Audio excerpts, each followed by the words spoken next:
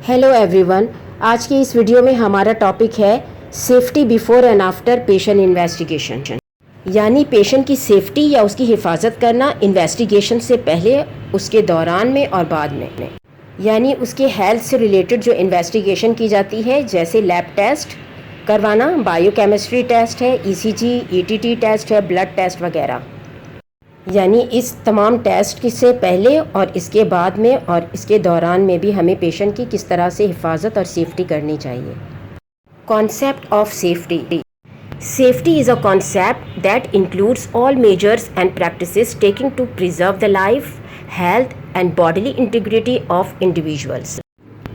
यानी हिफाजत एक ऐसा कॉन्सेप्ट या तसव्वुर है जिसमें इंसान की लाइफ, हेल्थ और बॉडीली इंटीग्रिटी यानी जिस्मानी सालमियत यानी फ़िज़िकली तौर पर बिल्कुल सही सलामत होने के लिए यानी सेफ्टी के लिए उठाए गए तमाम इक़दामात और तरीक़े शामिल हों। Safety is the state of being safe, the condition of being protected from harm or other danger. यानी सेफ्टी एक ऐसी कंडीशन है जिसमें पेशेंट किसी भी तरह के नुकसान या दूसरे तमाम ख़तरे से महफूज रहे या हिफाजत से रहे।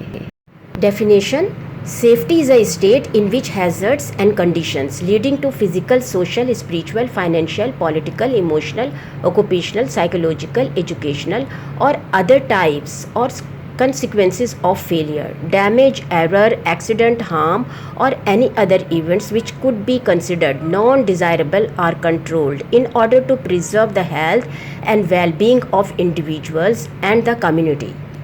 यानी सेफ्टी एक ऐसी कंडीशन है जिसमें हैज़र्ड्स यानी डेंजर और कोई भी ऐसी सिचुएशन या कोई भी ऐसा वाक़या या इवेंट जो physical, social, spiritual, financial, political, emotional, occupational, psychological, educational या किसी भी तरह की नाकामी, नुकसान, गलती या एक्सीडेंट का बाइस बनते हैं। इनसे लोगों और कम्युनिटी की हेल्थ और उनकी फलाह बहबूद को प्रिजर्व यानी महफूज रखने के लिए कंट्रोल किया जाता है। Patient safety. Patient safety is defined by the IMO, institute of medicine, national academy of sciences as the prevention of harm to patient. यानी पेशेंट को पहुंचने वाले हार्म या नुकसान से प्रिवेंट करने के लिए IMO यानी institute of medicine, national academy of sciences ने पेशेंट की सेफ्टी को डिफ़ाइन किया है या पेशेंट की हिफाजत को बयान किया है। नंबर 1, प्रिवेंट एरर्स यानी पेशेंट के साथ होने वाली गलतियों को रोकना। पेशेंट की किसी भी इन्वेस्टिगेशंस जैसे कोई लैब टेस्ट, प्रोसीजर या मेडिसिन या उसको केयर देने से पहले उसके फुल नेम और हॉस्पिटल ID नंबर जिसे मेडिकल रिकॉर्ड नंबर के साथ ठीक तरह पहचानना और आइडेंटिफाई करना है। इसी तरह पेशेंट की इन्वेस्टिगेशन, प्रोसीजर, लैब टेस्ट या केयर के दौरान हेल्थ केयर वर्कर्स की किसी भी गलती, गफलत या नेग्लिजेंसी, इक्विपमेंट्स की ख़राबी, इलेक्ट्रिसिटी, मेडिसिन देने में मिस्टेक्स या पेशेंट की कंडीशन को सही तरह ना पहचानने की वजह से, किसी प्रोसीजर में गलती या सही तरह से डॉक्यूमेंट ना करने की वजह से या प्रोसीजर के बाद पेशेंट को अनअटेंडेड यानी अकेला छोड़ देने की वजह से या पेशेंट को सही तरह कंफर्टेबल पोजीशन में ना लेटाने की वजह से पेशेंट को जो नुकसान पहुंच सकता है उससे महफूज रखना। Number 2, learn from the errors that do occur.